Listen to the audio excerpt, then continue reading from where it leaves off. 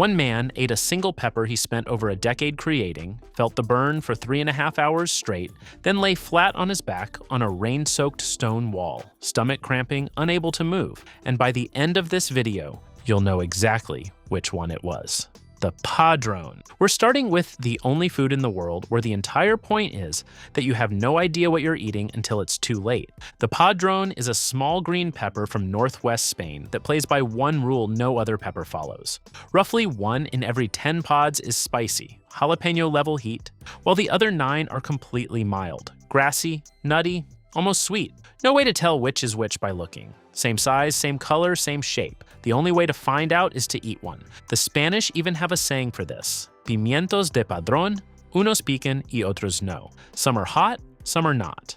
Locals call them the Russian roulette pepper. Order a bowl at a tapas bar in Spain, and that's exactly what you're signing up for. 9 times out of 10, you're fine. That 10th time, your eyes water in front of everyone. They were first brought to Spain in the 1500s by Franciscan monks who planted them inside a monastery in a tiny village called Herbon. So small, almost no one outside Spain has heard of it. That monastery still stands. And the Padrón is now protected by law. Every authentic one must come from that single region on Earth. Nowhere else. A pepper with a legal address. The Aleppo Pepper. Aleppo is one of the oldest cities on Earth. People have lived there continuously for at least 8,000 years. And this pepper carries its name, along with everything that name now means. The Aleppo pepper is mild at around 10,000 SHU, but the flavor is unlike anything else in a spice rack. Dark and fruity, with a hint of raisin and cumin and a slow, oily warmth that builds from the back of your throat. In Turkey, where it's known as pul biber, it sits on virtually every table, right alongside salt and black pepper. 1 pinch on eggs, on yogurt, or on roasted vegetables. And whatever you're eating suddenly seems incomplete without it. Then 2011 came. The Syrian civil war tore through Aleppo and wiped out farming systems built over centuries. The UN estimated around $550 million worth of crops destroyed there each year between 2011 and 2016. The pepper fields were gone. Many farmers whose families had grown this pepper for generations were forced to flee. Most growing has since shifted into southern Turkey, but the pepper that still carries Aleppo's name can no longer truly come from Aleppo. The flavor survived the war. The city it was named after is still trying to. The fish pepper. This pepper nearly disappeared from the world entirely, saved only by a jar of seeds that sat in a dead man's freezer for 50 years. Back in the 1800s, African-American cooks at the seafood restaurants and oyster houses along the Chesapeake Bay figured out something clever. The unripened white pods of this pepper could add real heat to a creamy seafood soup without changing its color at all. The white flesh dissolved invisibly, no trace, no color. The heat was present, but nobody could see where it came from. These cooks kept that secret, passing it down quietly within their own communities for decades. As those communities moved away from farming in the early 1900s, the fish pepper nearly disappeared. Its survival came down to one unlikely friendship: a white beekeeper named H. Ralph Weaver and the celebrated black artist Horace Pippin, who quietly traded seeds with each other in the 1940s. The way people who care about the same thing sometimes do. In 1995, Weaver's grandson found those exact seeds in his grandfather's freezer, still good after 50 years in the cold. He revived the fish pepper through the Seed Savers Exchange, a non-profit dedicated to preserving rare and endangered food plants. If that jar hadn't been there, this pepper would almost certainly be gone today. The Datil Pepper. Almost nobody outside of Florida has ever heard of the datil, but in St. Augustine, the oldest city in America, it's a piece of local identity that's been passed down for over 250 years. Around 1777, a group of survivors from a failed settlement called the New Smyrna Colony, workers from Minorca, Greece, and Italy, lured to Florida with promises of land and freedom, then forced into brutal labor, finally escaped and walked 70 miles on foot through the Florida heat north to St. Augustine. They arrived with almost nothing, but they had their pepper seeds. The datil hits between 100,000 and 300,000 SHU, as hot as a habanero, but it tastes nothing like one. Where the habanero burns fast and sharp, the datil is sweet, tangy, almost tropical. The heat builds slowly, peaks gently, and makes you want to keep eating rather than stop. Around 95% of all datil peppers grown commercially anywhere in the world still come from St. Augustine, a pepper so tied to one city, it may as well be a citizen. The Rocoto. Every rule you think applies to chili peppers, this one breaks. The Rocoto, also called the manzano, Spanish for apple because of the round, apple-shaped pods, belongs to its own completely separate species. There are 5 domesticated chili species on Earth, and the Rocoto is the only one that won't naturally crossbreed with any of the other 4. Every serious pepper breeder who has ever tried to use it as a parent plant found the exact same thing. It just doesn't cooperate. On its own, in a category no other pepper can reach. And it looks nothing like any chili you've seen before. The seeds are jet black instead of the usual cream color. The flowers bloom purple and star-shaped. The leaves are fuzzy to the touch. While every other chili on Earth craves heat and sunshine to grow, the Rocoto thrives in the cold mountain air of the Andes in Peru and Bolivia, at altitudes where nighttime temperatures regularly drop into the 40s. It has been farmed up there for at least 6,000 years. Here's the detail that always stops people. Protect a single Rocoto plant from hard frost, and it can live and keep producing peppers for over 15 years, eventually growing more than 10 feet tall like a thick, woody vine. Most pepper plants are annuals, one season and they're finished. The Rocoto is essentially a small tree that happens to grow chilies. In Arequipa, Peru's second largest city, it's the star of the region's most famous dish, Rocoto relleno, the pepper stuffed with spiced beef, egg, and melted cheese, then baked until the walls just soften enough to eat. The flavor is fruity and slightly floral before the heat arrives. Then the 100,000 SHU kicks in, and it reminds you very clearly what you just put in your mouth. The Scotch Bonnet. The name says Scotland, but this pepper has absolutely nothing to do with Scotland.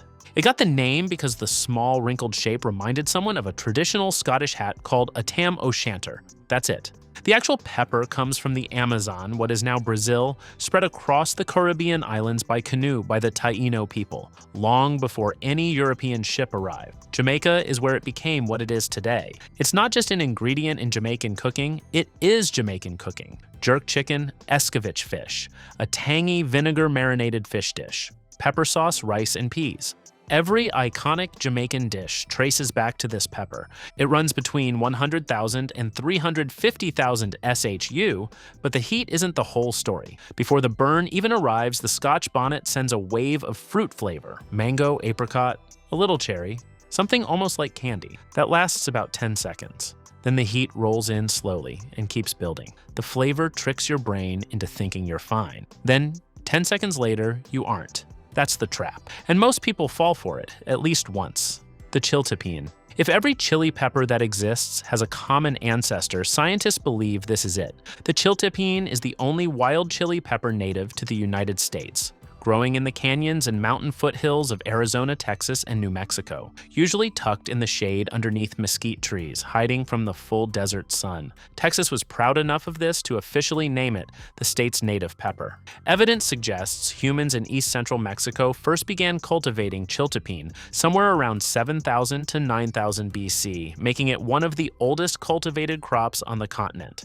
The fruits look nothing like a chili. They're tiny, perfectly round, and bright red, identical to wild berries.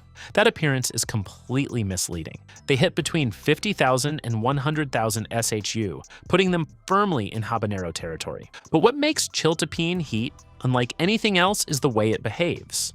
It arrives fast, peaks hard, and then within about 60 seconds, it's completely gone. No slow build, no lingering burn, just a sharp, clean hit that disappears. Chili lovers call it flash fire heat. Here's why the price stays high. The Chiltepin refuses to be farmed at scale. The plant has such specific requirements that commercial cultivation has never worked. Almost every Chiltepin that reaches a plate was hand-harvested from the wild by people hiking through canyons in northern Mexico and the American Southwest. A small jar at a specialty store in Tucson or Santa Fe can run $20 or more, and people pay it without thinking twice. The ghost pepper. In 2007, Guinness World Records certified this as the hottest chili on Earth, a pepper so far beyond anything that had been tested before that the researchers who handled it wore gloves just to avoid touching it with bare skin. The Bhut Jolokia, aka the ghost pepper, was certified at between 855,000 and 1,040,000 Scoville heat units. Up until this point, a pepper crossing the 1 million SHU mark was considered basically impossible. The ghost pepper didn't just reach it, it blew past. That single certification kicked off a global race to breed something hotter that is still running today. Almost everyone gets the name wrong. In Assamese, the language of northeastern India where this pepper grows, Bhut Jolokia most likely means Bhutanese pepper, named after Bhutan because local farmers got these chilies from Bhutanese traders crossing the mountain border. The ghost connection came from Western journalists who misread the word Bhut and ran with it. A misreading became a legend. The Indian military liked what they found. The country's defense research organization developed actual chili grenades using this pepper, non-lethal weapons designed to incapacitate people. At the same time, farmers in rural Assam hang ropes soaked in Bhut Jolokia powder along the edges of their fields to stop wild elephants from walking through. One pepper, a weapon, a fence, and a curry ingredient. The Carolina Reaper. 10 years at the top, no other pepper has held the world record that long in the modern era. Ed Currie runs the Bhut Pepper Company in Fort Mill, South Carolina. He spent over a decade carefully breeding the Reaper, crossing a Pakistani Naga with a habanero from the Caribbean island of St. Vincent, growing thousands of plants, logging each one by code, and selecting the hottest every time. The plant that became the Reaper started life labeled HP22B, higher power, pot 22. Plant B. In 2013, Guinness certified it at an average of 1,569,300 SHU. And for the next 10 years, every person who tried to beat that number failed. What nobody expects is the taste. Before the heat takes over, the Reaper is genuinely sweet, fruity, with real hints of cinnamon and chocolate. That window lasts maybe 2 seconds. Then 1.5 million Scoville units erase it completely. That 2-second sweetness is exactly why people keep eating it on purpose. The flavor makes you think you're going to be okay. The Reaper makes sure you're not. Currie held that record for 10 years. The whole time, he was quietly working on something worse. Pepper X. As of 2023, Guinness World Records certified Pepper X as the hottest pepper ever tested, and it isn't even close. Pepper X averages 2,693,000 Scoville heat units. Here's what that actually means. Police pepper spray sits at around 1.6 million SHU. Bear spray, made specifically to stop a charging grizzly, is around 2.2 million. Pepper X is stronger than both. Chemically, biting into a raw Pepper X hits you harder than the spray designed to stop a bear. Ed Currie spent over 10 years developing it after the Reaper, then unveiled it on Hot Ones in 2023. Only 5 people had eaten an entire raw Pepper X at that point. Currie was one of them. The burning lasted 3.5 hours. Then the stomach cramps came. Then he was flat on his back on a rain-soaked stone wall, unable to get up, waiting for his body to stop fighting something he built himself. And if you want every level of hot sauce broken down the same way, from something you'd put on scrambled eggs to something that put a grown man flat on the ground, that video is on your screen right now.